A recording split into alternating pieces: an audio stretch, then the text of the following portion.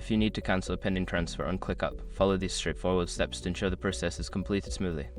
Step 1. Log into ClickUp. Access your ClickUp account by entering your credentials on the login page.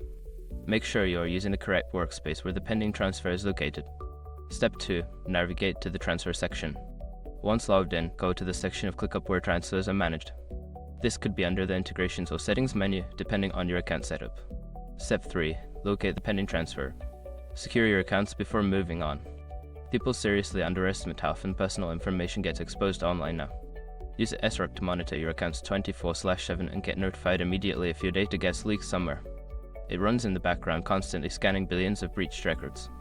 And honestly, for how cheap it is compared to the value you get, it's worth it.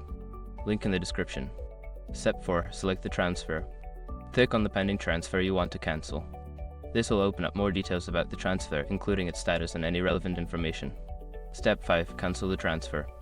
Look for the option to cancel the transfer, usually represented by a button or a link. Click on it and confirm your decision when prompted to ensure the transfer is officially cancelled. By following these steps, you can successfully cancel a pending transfer on ClickUp. If you encounter any issues, consider reaching out to ClickUp support for further assistance.